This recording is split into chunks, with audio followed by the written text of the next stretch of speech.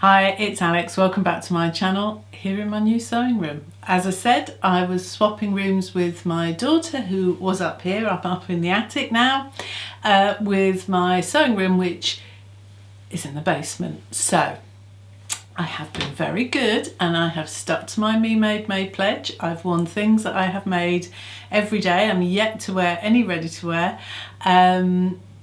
but it has been a bit of a mare. It's amazing by swapping two rooms in the house how much upheaval there has been. It's just been a mess and it's taken longer than we kind of anticipated. These things always do seem to, don't they? But anyway, I've got everything pretty much how I want it, you know, give or take. I've been very fortunate. I haven't needed to decorate this room. I really love the colour that Ruby painted it when she moved in here a couple of years ago.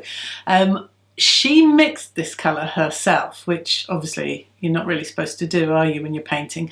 So it does mean that I can't do any touching up, but I think I can live with there's a few sort of, you know, blue tack marks and things. I think I can live with that.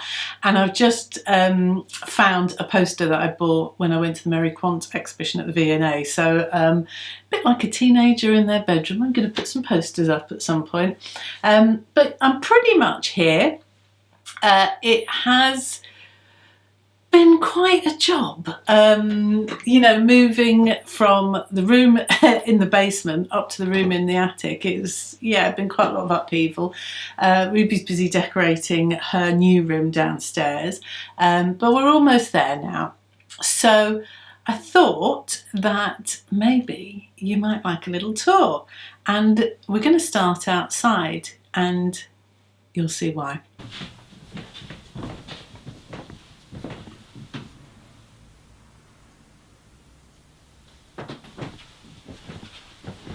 So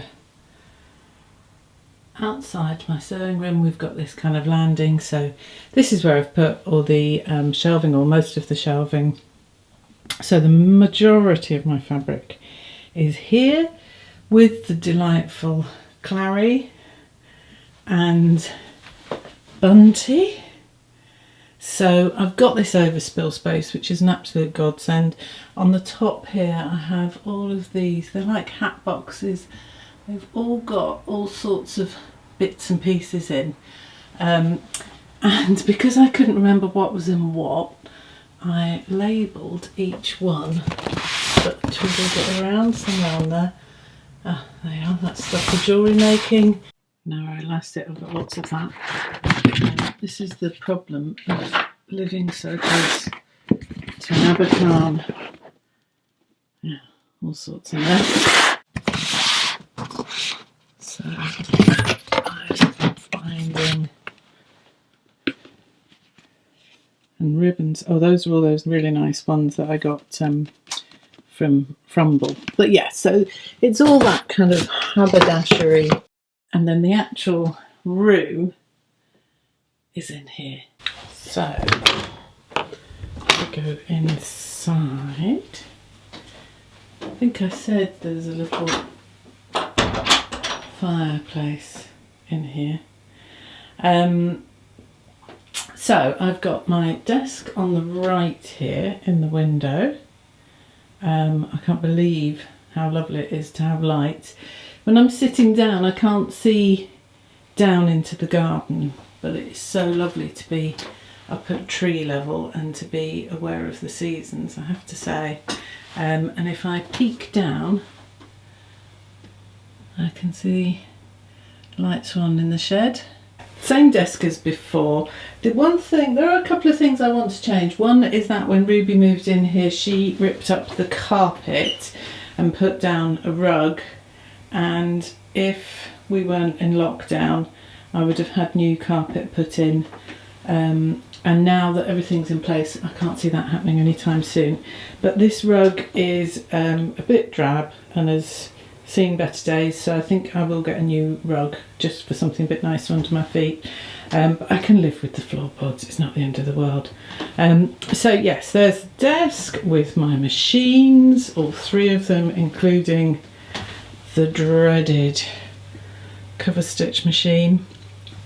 And then this light I find to be absolutely invaluable. Again, it's seen better days, but it has in it, it has a daylight bulb, and this section here is magnifying. I think really they're marketed for people that do things like embroidery and cross stitch, but when you've got some unpicking to do and you can't see your stitches, it's absolutely invaluable. So I end up kind of pulling that over a bit like a surgeon, or it feels surgical. Anyway, so desk is there, and then to the right is another one of these IKEA units with, how fabulous is that? So all my threads are up there, and yes, it is true that I can't reach the ones at the top. However, my son is only in the room next door and he's 6 foot, so he will come in handy for that. And then obviously all the bigger cones, most of these have been bought from Lidl.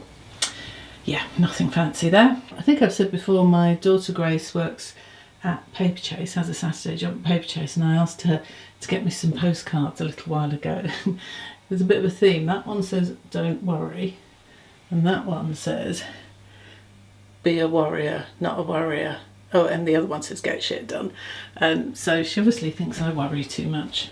Oh, I've also got my lovely Mrs. Pankhurst here. Books are predominantly over here. This section here, these are really pattern cutting books and things about sort of sewing construction, sewing technique. And these here tend to be the ones that have patterns in them. So Sewing Bee ones, the Nanny Iro one is around here somewhere, the Named Patterns, Breaking the Pattern book, that sort of thing, they tend to be there. These are sort of admin really. I always have a notebook or two on the side and make notes of anything that I'm doing. Down here is a double recycling bin, and I have that because one half is where I put any fabric scraps, things that are too tiny to you know, be usable, and the other half is paper. And then this is obviously just usual kind of stuff in drawers. It is a bit of a shame that this desk doesn't go all the way over, and I suspect this corner here will end up being full of junk.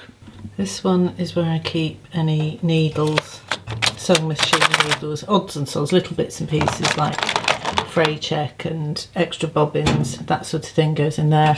All the rest of the drawers are all just the usual kind of, you know, nonsense admin bits and pieces. These are things that are going up on the wall. I really love these. I bought these donkeys years ago, little magazines, but I loved the covers. Look at that, One Night in Seville. I'm going to put those up on the wall at some point. This TV on the wall was Grace's when this was her bedroom, and to be honest, it's just as easy to leave it there as it is to take it down and end up with a hole in the wall. Right, so over here, Rube's already had this, you know, the ubiquitous IKEA pegboard. So I've got mostly pressing stuff over here. So sleeve board thingy and my clapper. These are all chalks, spare blades for my rotary cutter, and those little clippy things that are really handy. All my rulers and my silicone sheet for pressing, and obviously the iron. And up here is where I store any of my patterns that are printed or printed PDFs. And as you can see, it's absolutely full to bursting. So I need to get another couple of these boxes from IKEA because I have this lot over here that's a bit homeless. But I do find that that works really well. I only print out PDFs if I'm about to use them. So those are only ones that I've used. If you want me to go through those at any point and show you what I've got, I mean, it could be a long time, but have a quick whiz through. Put something in the comments and let me know whether you'd be interested in me doing that. So we repurposed these drawers that were already here, slightly elevated them to give me a cutting table. One day I'd like to think that I could have a cutting mat made to fit the worktop, but that'll have to wait. And I just use these to and give them a bit of a jiggle around. So we made a mistake with the top drawers because completely unusable. Anyway, let me show you what's in the other drawers because that makes up for it. So look at this drawer. This has got stuff like rivets and eyelets and press studs and all of my button stash. I have to say I'm finding this very satisfying. And this one is kind of pressing stuff. So there's my irons and my ham and the spray of starch, my scissors, load of washi tape. Don't really know where I've got that. Yeah, all sorts of bits and pieces. And this one is great because it's all my interfacing, so I can see what I've got rather than it just all being in a bag. Different weights, different types. These are all scraps in here, and this stuff that's on a tape. This is the water-soluble stuff in the bag there. So yeah, much easier to see what I've got, which is fabulous. And then this is what was Ruby's wardrobe. Bearing in mind she's at university most of the time, so she didn't really need a big wardrobe. And obviously the ironing board. Overflow fabric up there and down there. Oh, there's my guillotine. Those two are the Birder magazines, although I'm running out of space. This section here I decided to keep for fabrics that are kind of new or I'm planning to make something with soon or are work in progress. So a lot of these are the ones that I showed you a little while ago when I said I was going to start trying to use my fabrics I've been saving for best. This is a pair of trousers that I got halfway through making in the winter. This is what I'm about to, or I'm sort of halfway through making, which is a Blackwood cardigan. And this is a complete and utter disaster that I will tell you about another day.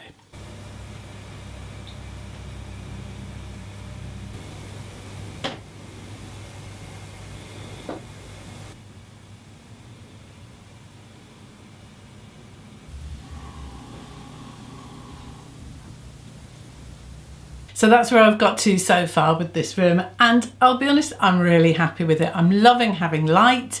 I've got a lot more space than I thought I was going to have. I'd remembered the room as smaller, but also I'd forgotten that I'd got that landing outside, so it's been really useful having that out there for all the excess fabric. If you think that it would be interesting for me to kind of show you the fabric, let me know in the comments below. I feel like I've talked about my fabric stash a bit recently, so I'll be guided by you. Danny, who has a YouTube channel which is Pocket or Two, alongside Sian from Kittenish Behaviour, the two of them have got together and they've started a new hashtag, which is, I've got it in front of me, Show Us Your Stash 2020, and Danny's latest video is about it, so I'll put a link below. But they're basically getting people to show their stashes, and there are various prompts and things to kind of help you along the way. Let me know whether you'd be interested in seeing it, and if I don't hear from you, I won't be offended, but I'll assume not, because I have talked about my fabric a fair bit recently. But also in sort of getting the room together, it's made me kind of relook at all the bits and pieces I've got. So I've also got all my sewing books. I could go through those, and as I said earlier, many sewing patterns, although that could be, we could be here for weeks if we went through all of that, but maybe just some bits and pieces. But as I say, I will be entirely guided by you. Just let me know in the comments below what you think. So if you haven't subscribed, it would be great if you would. Then you could join in with that. That would be really good. I, in the meantime, have been dying to get my teeth into something new. I guess almost like to sort of celebrate being in here and having a new space. So I have downloaded the new Passiflora dress from Deer & Doe, and I'm going to be spending my afternoon sticking together that PDF because it looks huge. So yeah, I'll be test driving how this all works. And I've got what looks like some really, really nice fabric coming to make that up in. So that's going to be, I think, quite an involved project. I think it's probably considered to be the upper end of intermediate towards advanced, but I'm in the mood for, you know, something to really get to grips with. So I'll be doing that for the next little while. In the meantime, it is, what's the date today? The 10th. So it's the 10th of May. I am wearing, today's Me Made May is this shirt, which is from Republic de Chiffon, and it's got this, I wonder how, if I get closer you might see it better. It's got this collar with this detail here. I made it a little while ago. The fabric is from Leon's, which is my local fabric shop.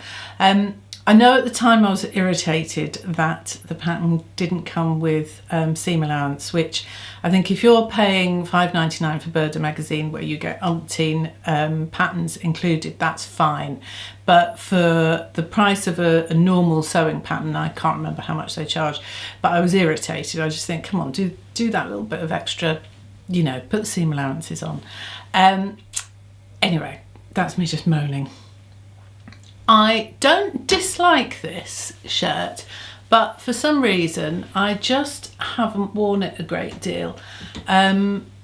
So it was quite good to get it out this morning and have a look at it and kind of ask myself why.